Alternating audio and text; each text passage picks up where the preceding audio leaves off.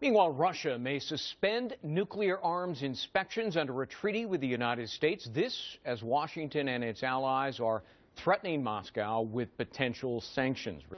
Navy Captain Bob Wells is a former national security advisor to Vice President Dick Cheney. Thanks so much for being with us. Is this a wake-up call in some ways for the United States? It really is.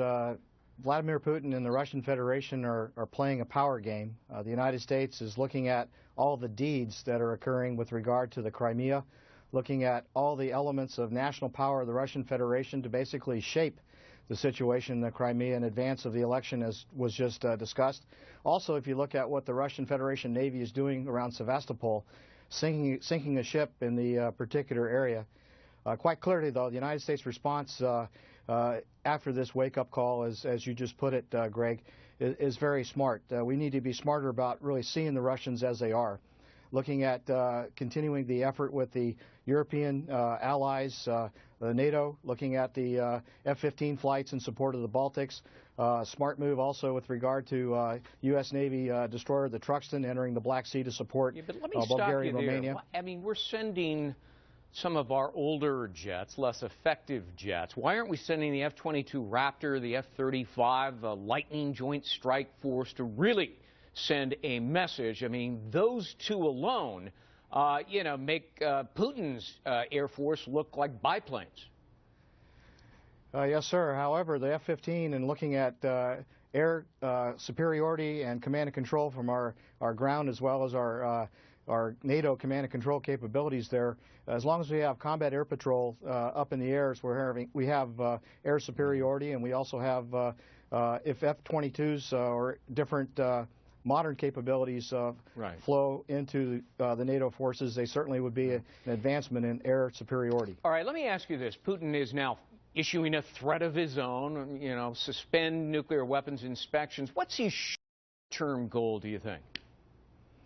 His short-term goal is to really measure the American response. Putin is really doing a thrust and wait and see approach. Obviously, the United States continues to diplomatically talk through the foreign minister and Secretary of State Kerry, but also the president's calls to Vladimir Putin. But he's looking at the short-term response. He's also very clever with regard to determining what levers he can pull, looking at his national power. But he's really got a long goal in progress there. Well, let me talk to you about that, because the White House is saying, no, he doesn't have a long-term goal here. He acted precipitously, and now he regrets it, so he's looking for a way out. Critics are saying, are you kidding me? He wants to expand Russia's influence, and that means expand their territory and annex other countries there. And we're not just talking about Georgia and the Crimean Peninsula. Would you agree with the latter? I do. I think Vladimir Putin is, I think we need to take him at his word. When he said the Soviet Union and the demise of the Soviet Union was one of the greatest tragedies in history, is quite telling with regard to his perception of Russia, as well as the role of Ukraine in particular. The Russian Federation and the Russian intent, watching what they're doing in Crimea, also looking at the possibilities in eastern Ukraine, looking at some of the other elements of cyber mischief which is occurring within Ukraine, what has happened previously in the Baltics. He has a long-term plan to restore the Russian influence along the perimeter of the Russian Federation in the old Soviet Union. Yeah. In addition to the visa sanctions proposed by the United States, or actually enacted by the United States, they're also proposing financial sanctions. But look, unless you get the European nations to agree to that, these are toothless sanctions. And it's a wonder if they will do that. I mean, Europe makes huge profits from Russia. I mean, they sell everyday goods that are in Russian stores. They provide and make a lot of money by selling high-tech machinery, all kinds of tools. And, I mean, Europe's not going to go along with these financial sanctions, are they? It would hurt Europe financially. I think the Europeans have their interests, in particular the Germans, the Poles. They have their interests as well with regard to business. But I do think it really speaks to the role of American leadership. The United States really has to be right there out in front, working with the European partners to get the economic options strengthen the economic option so that the Europeans do follow through. I think that's an important way forward with regard to the response to Vladimir Putin, and also to influence his particular thinking with regard to how strong the Europeans are. One final point, though.